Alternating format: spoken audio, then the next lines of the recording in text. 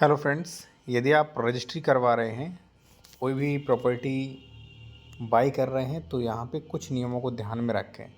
देखिए क्या था साथियों, पहले जो था मोबाइल नंबर, ऑनलाइन ओटीपी वगैरह इतना नहीं चलता था और अब चलने लगा है। तो आप कुछ चीज़ों का ध्यान रखें अगर मान लीजिए आप रजिस्ट्री करवाने जा रहे हैं तो। और देखिए अगर आप कोई भी कानूनी सलाह लेना चाह रहे हैं या कोई भी ज़मीन खरीद रहे हैं उसका डॉक्यूमेंट चेक करवाना चाह रहे हैं, जैसे डबल रजिस्ट्री एनसीडी 14380, आपकी ज़मीन सरकारी ज़मीन विवादित तो नहीं, तो आप मेरे द्वारा चेक करवा सकते हैं। कॉन्टैक्ट नंबर वीडियो के डिस्क्रिप्शन में मिल जाएगा।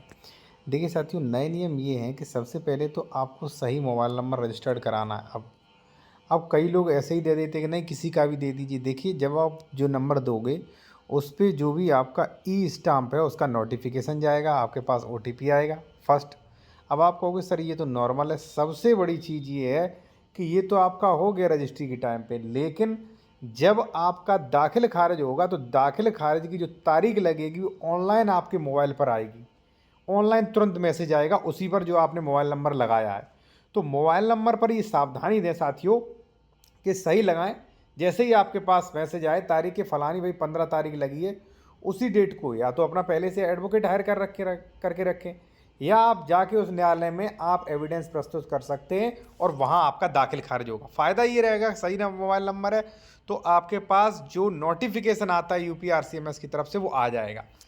थर्ड है साथियों कि प्लॉट का दाखिल खारिज अब होगा 6/25 का ये आदेश है दाखिल खारिज वाला। 80 के बाद भी दाखिल खारिज होगा, ठीक है।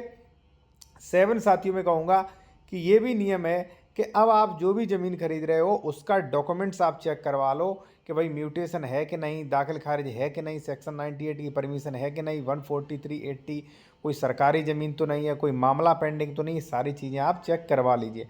आप चाहें तो कोई ज़मीन खरीद चुके मेरे द्वारा भी चेक करवा सकते हैं ज़मीन सही है कि नहीं।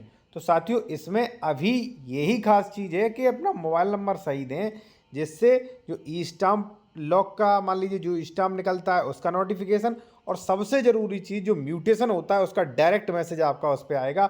इसलिए जो है म्यूटेशन की कार्रवाई रजिस्ट्री के साथ ही आप करवा दें, ठीक है ना। और वैसे कोई बहुत ज़्यादा लेटेस्ट खास अपडेट नहीं है, बस और तो यही अपडेट है कि मान लीजिए जो अब संपत्ति की फ़ोटो लगेगी वो जीपीएस कैमरा द्वारा लगेगी, ठीक है, और अपने गवाह, और मान लीजिए उसी प्रकार से जो है सारे नियम हैं, ठीक है। बाकी आप फिर भी कोई कानूनी सलाह लेना चाह रहे हैं, डॉक्यूमेंट चेक कराना चाह रहे हैं तो हमारा नंबर ये वीडियो की डिस्क्रिप्शन में आपको मिल जाएगा साथियों, ठीक है। धन्यवाद।